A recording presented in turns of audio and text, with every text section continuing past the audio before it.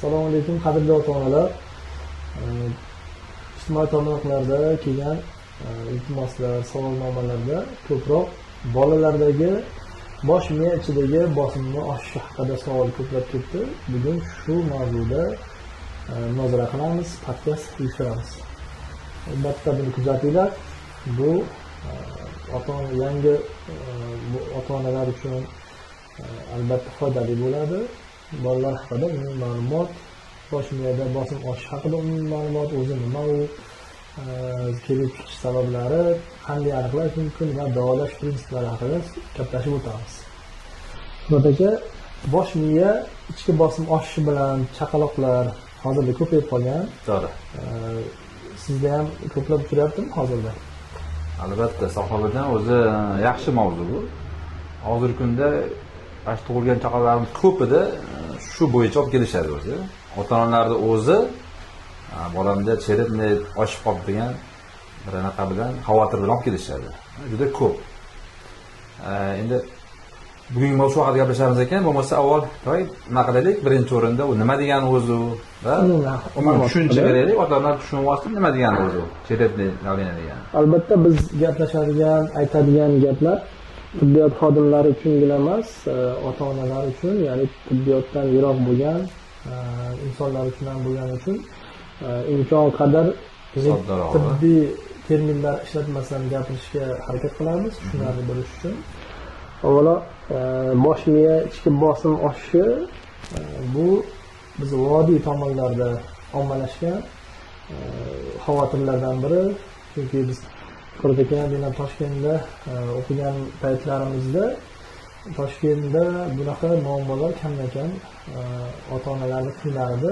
Biz vodiyga ish bilan kelganimizda, shu yerga joylashgan paytimizda boshlandi bolalarda shu ota-onalar xavotiri, bolamda cherepni davleniya bormikan, bosim oshmaganmikan degan savollar bilan kelishdi. O'zi bu bosh miyada bosim oshishi ikki xil nimaga bo'lsak bo'ladi, patologik va fiziologik. Shu haqida tushuncha berib o'tamiz. Firdaga siz qanday fikrlaringiz bor? Fiziologik, patologik bo'lsak bo'ladimi shunaqa? Bo'ladi. Bo'ladi. Demak, kasal bo'lmasa ham ichki bosimni oshishi bor. Normal holatda ham oshishi mumkin yoki bir sabab bo'lib oshishi mumkin. Ikkinchisi qanaqadir bir kasalliklar asorat sifatida yuzaga kelishi mumkin. Misol fiziologik holatda bola oddiygina o'xshaydi. Qattiqroq yig'lasa ham bu bosim oshishi mumkin yoki qorni og'rib dam bo'lsa, kuchanganda ham bosim oshishi mumkin.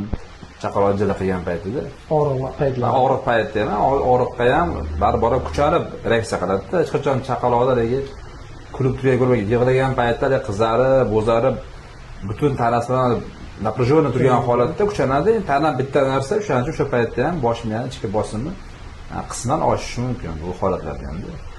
Patologiya haqida aytib o'tsak, endi kasalliklarda sabablar ko'p. Endi buni biz darslar sabablardan bilishimiz kerak-da, chunki bu onani homiladorlik davridan boshlanishi mumkin bu narsada. Demak, anamnes, nevrostoz hammasi kerak. Rivojdan so'raganimizda qanaqa o'tgan homiladorlik deganimizda gripp bo'ldim, toksikoz bo'ldim, og'ir o'tdi. Bu ham bir sabab bo'lib qolishi mumkin. Ikkinchisi shu tug'ruq paytidagi jarohatlar, tug'ruq travmalari deymiz. Bolaning tug'ilishidagi muammoli vaziyatlari, yig'lamasdan tug'ilgani, ko'karib tug'ilgani, bu ham qisman sabab bo'lishi mumkin. Oxirgisi tug'ruqdan keyin yana ko'p kuzatiladi, chaqaloqda gripp bo'lib qolsa, oddiy qanaqadir virus bilan kasallansa, o'rib deymiz, shamollab qolsa, tomoq og'risa, ichki ketsa, umuman ikkilamchi infeksiya kasallansa yoki travma olsa bola, tug'ruqdan keyin travma deydi yoki keyingi etapda travma yiqitib olishi mumkin bolani misol. Ulardan keyin ham shu bosh miya ichki bosimi oshib qolishi mumkin. Demak, bular o'tkinchi holatda. Sabab bo'lgan kasallik davolansa, o'z-o'zidan bosh miyadagi bosim pasayadi. Albatta. Biz bosim haqida gapiryapmiz, o'zi nima o'zi bosim? Kerakmi bosim deydi? O'zi biz xavotirimizga o'rin bormi yo'qmi bu haqida umumiy tushuncha aytib o'taylik. Bosh miyada yon qorinchalarda ichida qon tomirlar chigali bor, shu yerdan suyuqlik ishlab chiqariladi. Romsimon chuqurchada va orqa miyaning bel qismida so'riladi. Qachonki bosh miyada ishlab chiqarilgan suyuqlik hajmi so'rilayotgan suyuqlik hajmiga mutanosib bo'lsa, norma bo'ladi. Agar bosh miyada ishlab chiqarilgan suyuqlik hajmi ortib qolsa, ya'ni so'rilishi kam bo'lsa, demak bosh miyadagi bosim oshib ketib, bu kasallikka, patologiyaga sabab bo'lishi mumkin. Bunga bir necha omillar sabab bo'ladi. Shulardan eng qo'rqinchlisi, biz xavotirga tushadigan nimasi bu suyuqlik, o'zi maxsus yo'llar bor, kanallar bor. Shu yo'llardan oqayotgan paytda u yerlarda to'siq bo'lishi yoki yarim to'siq bo'lishi, bel sohasiga suyuqlikning o'tmasligidan bizda gidrotsefaliya degan kasallik kelib chiqadi. Bular neyroxirurglar tomonidan operatsiya qilib davolanadigan kasallik. Qolgan hamma kasalliklar bosh miyani ichidagi bosim oshishi bilan kechadigan kasalliklar ikkilamchi bo'ladi. Boshqa kasallik sabab bosim oshishi kuzatilishi mumkin. Bu umumiy ma'lumot edi. Endi bunda bola yig'lab keldi, bosim oshdi. Buni qanday qilib, qaysi simptomlarga asosan aniqlab olamiz? Ota-onalar ham uyda o'tirib, bosim oshdimikin degan xayolga kelishi mumkin. Shu ota-onalarga ham tushunarli bo'lsinki, biz aytadigan gaplarimiz darhol ko'rganda bilib olish kerak otalar. Shu masalaga nega shubhaga borganda aniq kiritishi mutaxassisga olib boradi. To'g'ri, yaxshi savol. O'zi bizda chaqaloqda liqildoq degan narsa bor, bizda bosh katta liqildoq bor. Shuni holati bor, normada ishmagan, bir me'yorda nafas olib turgan o'xshab turadi. Endi misol chaqaloqda injiqlik ko'payib ketdi-da, behuda ko'p yig'layapti, plus o'sha liqildoq ham nima edi? Shib qolgan, nabuhangiz ko'tarilib qolgan. Qarasa ancha ko'tarilgan, bo'rtgan, pulsatsiyali nafas olish uchun tez, bola ham juda injiq, o'zini tashlab yig'laydi, to'xtamasdan to'xtamaydi, ayrim payt bezovtalik yoki qusish ham mumkin gohida. Shunaqa bo'lganda albatta mutaxassisga borish kerak. Bu ko'rgan holatda ko'zlardagi o'zgarish, egzoftalm. Gohida ko'zi to'g'ri, ko'zimizda egzoftalm bo'ladi yoki ko'z kasagradi deymiz, g'ilanadi ko'zi, ketib qolishi mumkin, ko'z qorachig'i. Bosh miyadagi venus qon tomirlari kengayishi kuzatilishi mumkin. Demak, bularga qarab bemalol ota-onalar ajratib olsa bo'ladi. O'zi bezovta bo'lyaptimi yo pediatr nefrolog albatta ko'rsatish kerak. Endi bu ko'z bilan ko'rarli nimani ko'rdik, diagnostikasini qildik. Endi apparatura yordamida qanday tekshiruvlar amalga oshirsa bo'ladi? Albatta, birinchi o'rinda to'g'ri. Hozir gapirib o'tganlarimiz bu qisman holati, chunki chaqaloqni ko'rganda doim biz batafsil tekshirib, shu nevrostasini ko'ramiz, tekshiramiz, tonuslarni ko'ramiz, holatini baholab keyin xulosa qilamiz. Bu belgilar qisman ota-ona uchun aytilgan narsalar. Endi ko'rildi, tekshiruvlardan birinchi o'rinda eng standartdan bittasi bu neyrosonografiya, ya'ni xalq tilida UZI desa ko'proq tushunadi. Bosh miyani shu liqildog'ini bitguncha bo'lgan jarayonda shu apparat yordamida ko'rib, o'sha razmerlarini, o'lchamini, qon quyilish bormi, yo'qmi, qanday holatda bilib olishimiz mumkin.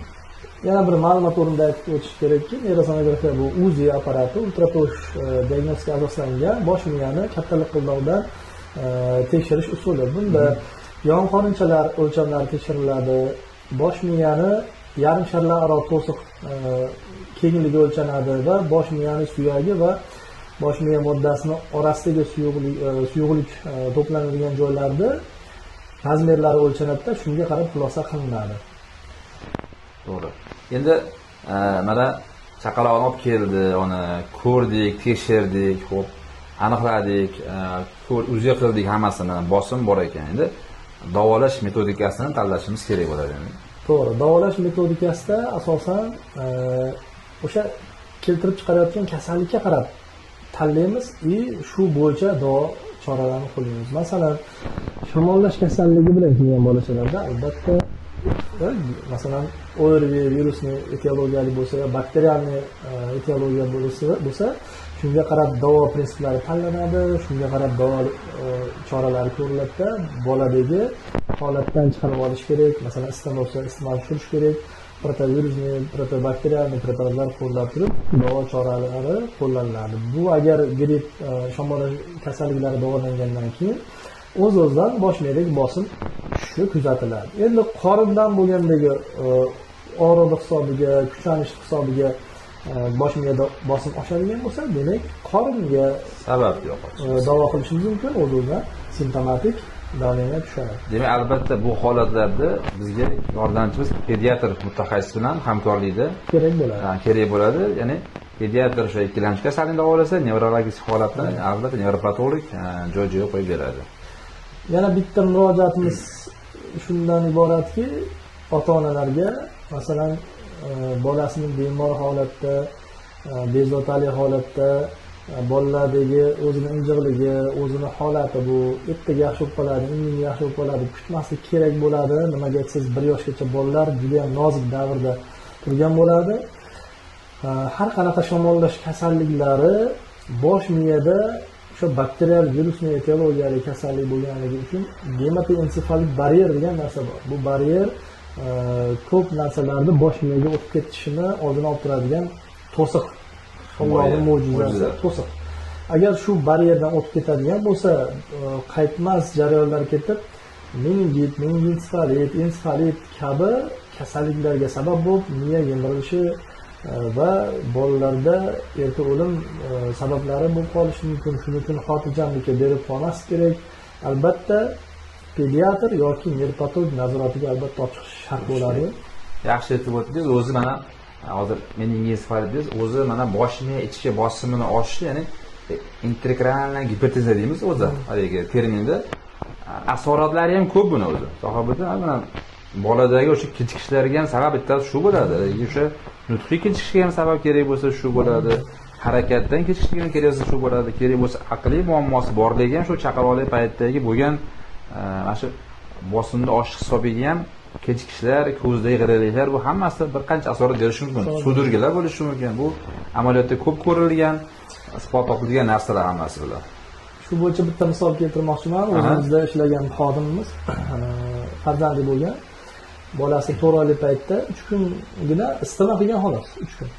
4-kuni bizga murojaat bilan kelyapti. Bolada bosh miyada bosim oshishi belgilari, razmcho'rda ko'tarilishi, egzoftalin, bosh miyada qon tomiri, venöz qon tomirlari kengayishi, bola sopir holatda bezovta doimiy tinimsiz kirklar kuzatilyapti bolada, holati og'ir holatda. O'sha gematoensefalik baryerdan infeksiya bakteriyani o'tishini belgilari borligi uchun zudlik bilan shoshilinchga jo'natdik. Shoshilinchda reanimatsiya bo'limiga olishdi. Reanimatsiyada bir qancha yordamlarga qaramasdan bolada o'lim holati kuzatildi. Shuning uchun shamollash kasalliklariga hozirgi kunda ayniqsa bee'tibor bo'lmaslik kerak, chunki o'tib ketadi o'z-o'zidan. Qo'yog'i surkab bo'lsa yaxshi bo'lib qoladi degan narsalar bir aldamchi, yolg'onchi narsalar hisoblanadi. Albatta vrach nazoratiga albatta borish kerak. Vaqtida berilgan yordam bolani sog'lom holatga qaytarish uchun zamin bo'ladi. Bugungi mavzumiz o'sha bosh miya ichki bosimi haqida gaplashdik. Demak, o'ylaymanki, ota-onalar, shu ko'rganlar sal qisman bo'lsa ham tushunchaga ega bo'lgan deb o'ylayman. Chunki bu shunchaki yuzaki holatdagi videomiz. Chunki chuqurroq, batafsilroq gaplashamiz desak, juda keng mavzu bu. Keng mavzu. Tibbiyot sohasida, vrachlar o'rtasida ko'p muhokama bo'ladigan mavzularimiz bu. Agar ota-onalarga har doim kelsa tushuntirilib, asoratlari, davolashlar hammasini gaplashib o'tiladi agar